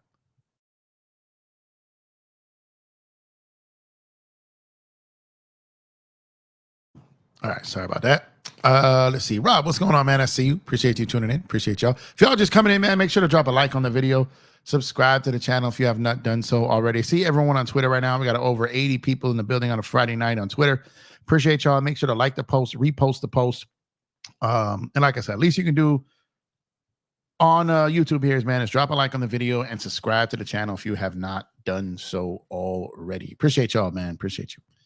Let's see. I was hoping Lake Show would get Clay. Even if we got him, that was not the savior. That was not going to save our season. Doesn't make us a contender. Like, doesn't make us the favorites. Nothing like that. It would have been a good piece, but our defense still needs to be worked on. Our point of attack defense from the guard perspective needs to be worked on. The big needs to be worked on. Would have been a cool addition, but wouldn't have got us out the woods. I might have to cop a play Golden State jersey on sale for $60. Yeah, Clay one. Yeah. Not sure if Monk is better than D'Lo, but I, with the Lakers, had this version of Monk. I think he's better than D'Lo. I think he impacts the game overall better than D'Lo does. What about Jared Dudley, Jeff, and Micah Nori? I don't know if Micah's going to leave Minnesota. And Jared Dudley, he just signed a clutch. I don't know if that's going to lead to anything, but it also could be. I also think that Dallas had said they were going to do what they could to keep him. But, who knows? If he gets a chance to move up, have a bigger role in the Lakers than he has in Dallas, then maybe. But I haven't heard his name gaining any traction. Agree with you on Robert needs complete medical on that guy. Yeah, very, very. Like I said, he helped Boston a lot. It's just the injuries, man. But if he was able to stay healthy, then that guy could really, really impact this team. Now he's not a guy that's going to guard Joker. He's not going to be that guy. But that a guy that you can have him and AD weak side, a guy that can fill in for AD, play with AD in some situations. And like I said, I've seen him get out and chase guys on the perimeter and block shots on the perimeter, man. He is a solid big and $12 million a year. That is a not too expensive, versatile big on the defensive side. Good rebounder, good rib runner. Doesn't have a post move, but you got AD for that. But a good say, like much improvement over at Jackson Hayes would be a Robert Williams, man. But obviously much more money, but not crazy money, not like Clint Capella money, something like that. Maybe we can beat the Nuggets now. Jeff, no more KCP. Yeah, they lost Bruce Brown. They lost KCP. They lost Reggie Jackson. They're losing guys. They are. And like I said, it's not, they're cutting costs. That's that the tax, that aprons, they ran from it. And, they may have killed their chance at a potential, like win 2 chips out of 3 years. They may have killed their run, ducking money. They very well might have. It remains to be seen because other teams in the league may have done similar and other may continue to. So we'll see where teams are at, later this year. Let's go, Lakers. What's going on, Wesley Green? Appreciate you for tuning in. Thank you. Dylan the Villain, what's going on, man? Not going to lie, but Lakers will not make any moves. They're going to do something, man. I don't know if they'll make multiple moves or a big move, but they're going to do something. They're not going to come back with everything as is right now. I can't believe Jonas signed with the Wizards. I mean, he took the biggest offer he got. And here's the thing. I don't believe he'll be on the Wizards past the trade deadline. I think he gets traded. They signed him. They took him in. They got a tradable asset that they will move at the trade deadline and probably get a pick to a contender or a team trying to get a contender or a potential playing team, and they'll move him. So he's a Wizard for half the season, I believe. Purple and Gold says, hey, Jeff, I never got a notification every time you go live. Never? Do you have the notifications turned on? Because that's weird. That sucks. Maybe try turning, go to where you're following me and then go to like turn the notifications off and then turn them back on for all, and make sure it's set to all. And then maybe that'll do the trick there. But yeah, that sucks. Try to go in and turn off notifications and turn it back on. See if that makes a difference. Don't think the Mavs let Dudley go. Yeah, Robert. There's been no indication that they're going to, so I don't know. But the thing for me, you're going to continue to hear is we'll see, right? And that's because we just don't know. Am I wrong for thinking Isaiah Hartenstein is overrated and he is really worth that contract? Well, I mean, worth, like basically, like they say you're worth what someone will pay you, right? 2 teams offered him. Like the Knicks offered 70 something. Thunder offered 80. So I think he's a good player. He's better than a mid-level exception, which he was last year. He got a raise on top of that, but $30 million a year for Isaiah Hartenstein is steep. That is steep. I think he's more 20 million range, but they had the money, and that was the need. And with the cap continuing to go up, that deal's not going to look so bad in a year or two. So I get why they did it. But that's a lot of money. He's now their second highest paid player behind Shea. And he's probably, not even your top 4 best players, right? So that is hefty. But shout out to a small market team dropping a 30 bag on a player there. Just at 60 only. That's what happens to all championship teams. They get paid and split up. Yep, this is true. Anybody got love for Kuzma coming back? I've heard people split on it, but to be honest, I like Kuz, and I've actually said I don't mind the deal of him and like Brogdon, something along the lines of that. But the more I think about it, Kuz isn't a 3 no more, and Braun isn't a 3 no more. And I started kind of taking a little bit of a deep dive at that potential trade, and the more I looked at it, while I like Kuz, I'm not positive it's going to work because, like I said, Braun can't play the 3 no more. He can't, and Kuz hasn't really played the 3 much since he left the Lakers. So while he probably can, he's a guy that quote unquote can play defense, but he's not that guy that will play defense like on every possession, right? So you might need someone else like in that role. Dylan says, can't afford to run this back. We need a minor trade. But I don't see Rob Pelinka will make any moves. I want to trade D'Lo Jeff for a center or a wing. That's all hope, Ron, man. Get it done. He's trying, bro. He's definitely trying. Sack wants Kuzma too, but the Wizards' price is high because Kuzma contract is cheap. Yeah, it declines every year, kind of like Dylan Brooks' contract. So it's a good contract. Definitely is. Kuzma contract decreased each year. Most contracts increase. Yep. There's a few guys around the league that have that deal. Wow, Hartenstein got 30 million. Holy ish. Yeah, man. He got a so look, he got let's look at his overall contract. So Shea got a 5-year, $179 million deal in 2022, ends in 2026. Isaiah Hartenstein, he signed a 3-year, $87 million deal with an average annual value of $29 million a year.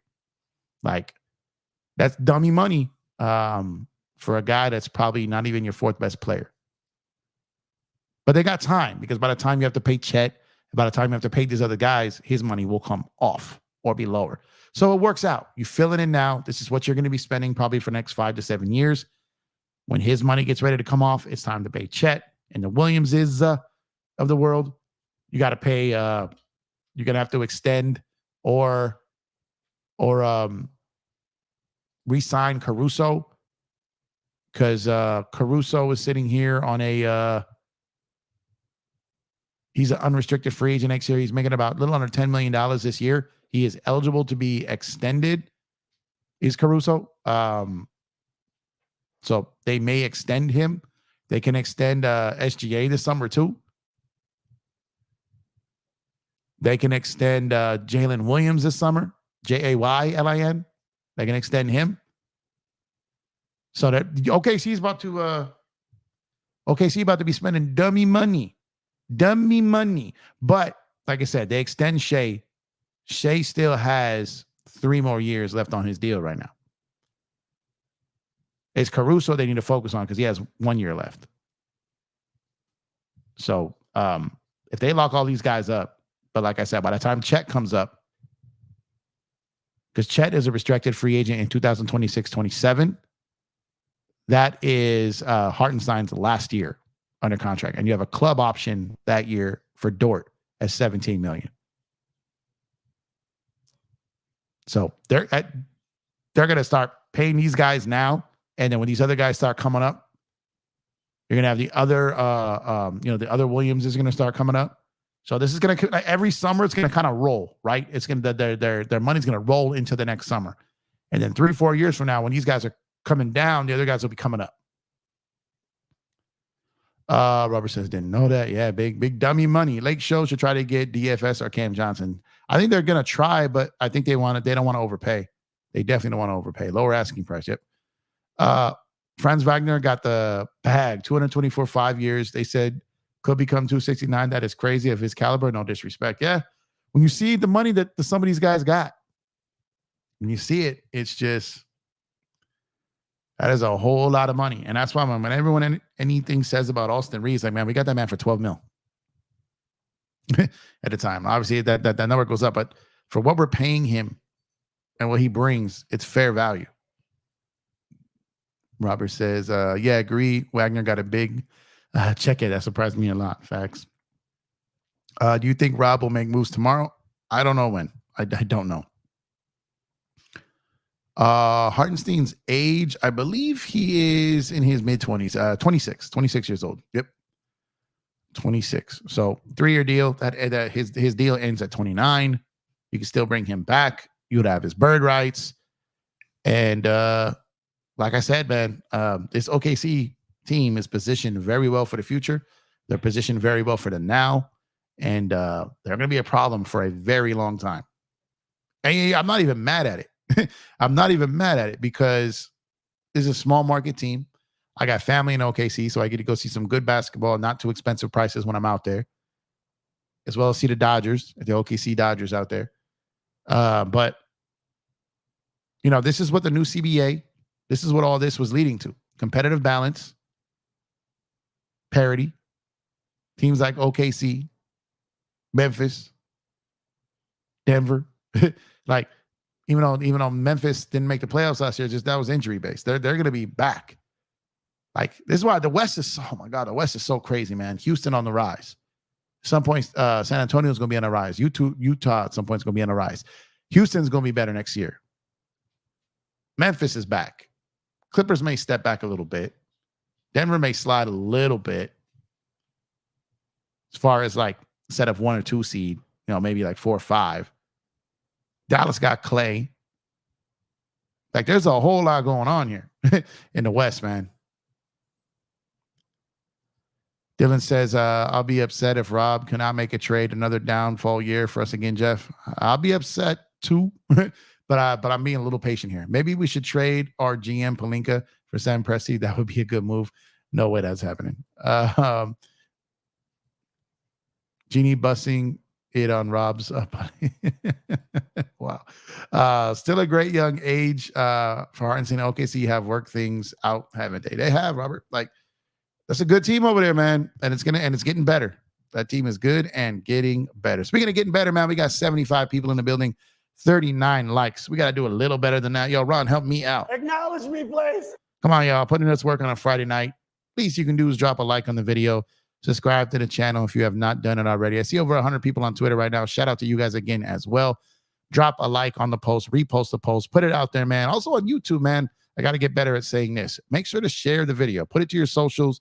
Tell people to come through, check out the show. Let's help grow this community together. We greatly appreciate it. And like I said, if you'd like to become a member on the channel, in the description, the first link is to become a member there. For less than the cost of lunch, you could become a member for an entire month. 3 different tiers, member-only videos, some vlogs coming soon. And a great way to help the channel, great way to support the channel, along with super chats, super stickers, and super thanks, which are like the super chats in the comment section after the fact. So I just appreciate y'all that have done all this already. And like I said, the minimum, all we ask is you drop a like on the video, subscribe to the channel. Greatly appreciate it, man. All right, back to the comments here, to the chats here. Hartenstein benefited from the Knicks injuries and made the most out of it. Right place at the right time. I mean, he played well. He played well with the Clippers too, which got him that deal from the Knicks. So he's been a solid player since he made a team. The Lakers had him, I think, on a preseason roster or in training camp and all that. They had him, and then didn't keep him. He ends up on the Clippers and played well enough there to get that mid-level from New York. And now he went from the money he got as a Clipper to the Knicks to now that money that he got from OKC. So you gotta tip your hat and salute that guy, man. He's put in the work and it's paid off. Memphis be crazy. I think John Morant could be an MVP if he gets his head right. That's a big if, though, on getting his head right, though, right? Definitely has the talent, definitely has the flair, has the ability, has the star power, has everything you need to be a star. But does he have the mentality? Does he have the intelligence? Like, is he going to stay out of trouble? This, we don't know. I'm pulling for him. There was a point where he was one of my favorite young guys in the league, and I just kind of got tired of him, got tired of his antics. But I hope he goes back to the guy that was one of my favorite guys, young guys in the league. I hope so. Dylan said, this is why I want the Lakers to make moves, because the West is tough, super tough. Kings are stepping it up. I'll bet on it. Yeah, I mean, they kind of backtracked last year, so I would assume that this next year will be more like 2 years ago. I think so. OKC is in good position, and to top it off, they still have tons of picks. And Skip will be so happy. OKC people, yeah. They got a ton of picks, but the problem is they're not going to have a bunch of roster spots for these picks, and they got a bunch of guys that they're going to want to keep long term. So at some point, some of those picks are going to have to be like given away for a later pick. So I can see them trading some picks for picks 5 years down the road, just to kicking the can down the road there, or drafting some guys and stashing them in Europe because they're not going to have roster spots for them. That's one thing. That's one negative. If there's one thing negative about having too many picks and having so many picks, the one negative thing with that is at some point you run out of places to put them. Where do you put them? You can only have 15 guys on a roster plus 3 two-ways. How many, like, legitimate, solid first-round picks stay in the G League for years? It doesn't happen.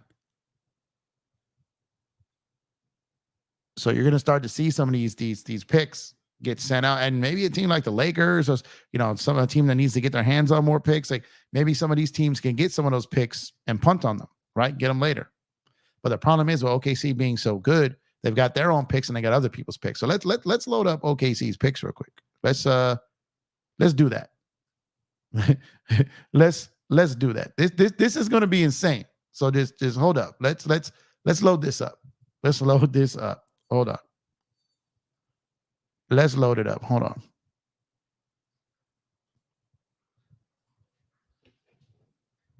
Let's see. All right. So can y'all hold on?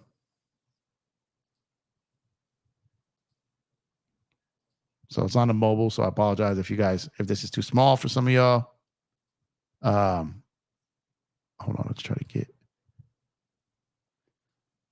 All right. So again, if you're on your mobile and this is too small, I'll read it out to you guys here. But you got, like, you look at it, man, 2025. All right. they've basically OKC has the right to swap with the Clippers next year. Okay. They have Miami is top 14 protected. So if Miami is outside of the lottery, OKC gets it. They have their own pick. They have Philly's pick, top 4 protected, which Philly is most likely not going to be in the lottery if they stay healthy, so they get that pick.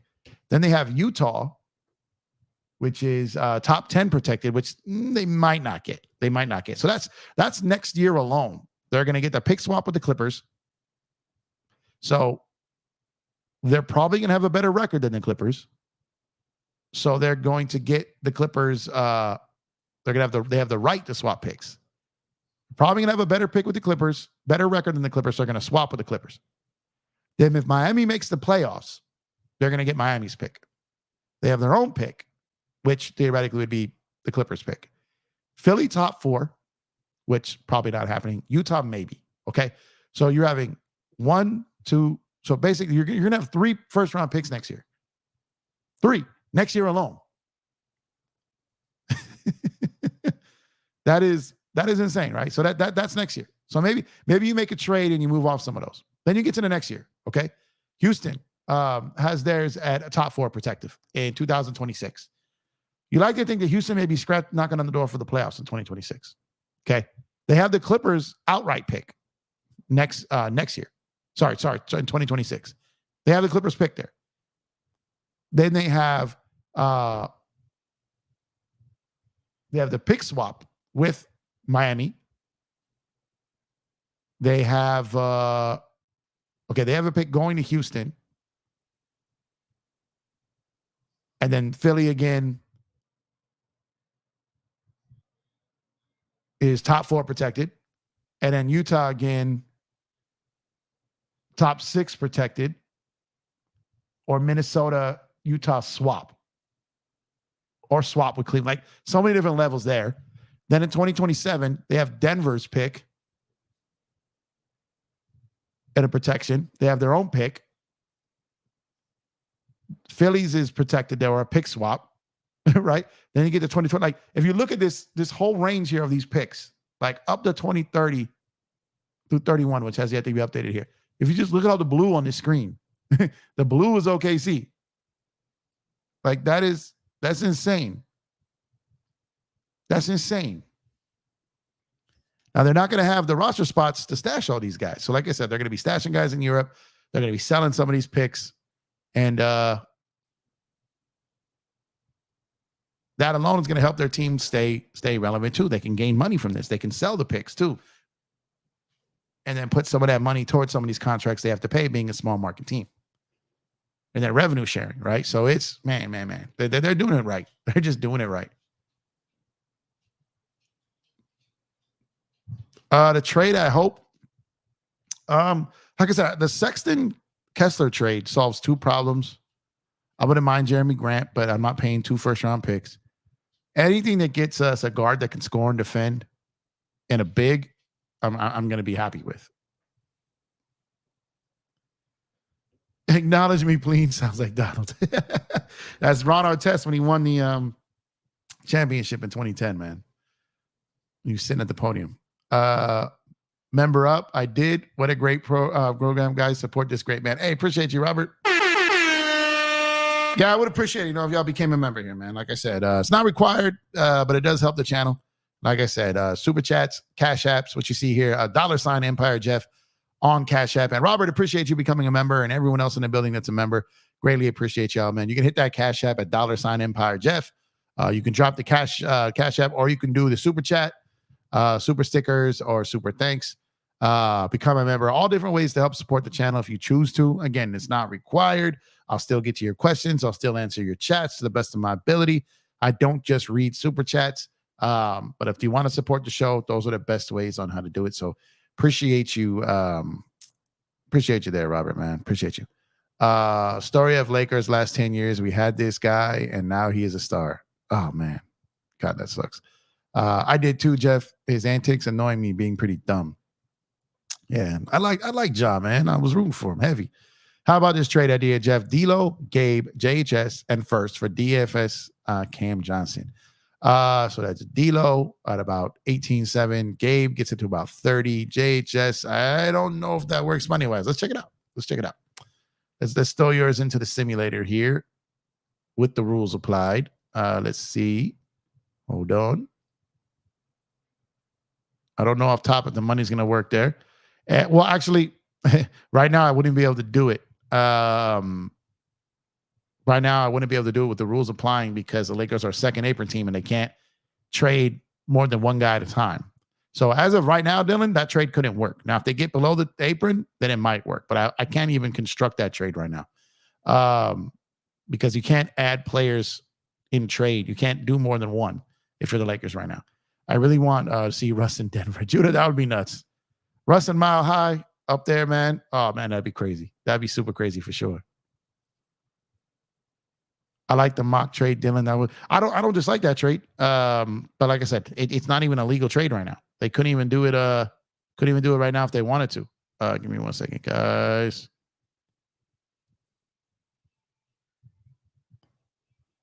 One second. Getting a message real quick, so gotta respond to this real quick. Sorry, guys.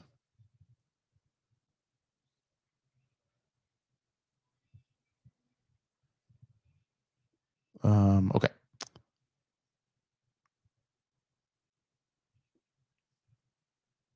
All right. Sorry about that. OKC has 23 first-round picks and 746 second-round picks. they got picks on picks for sure.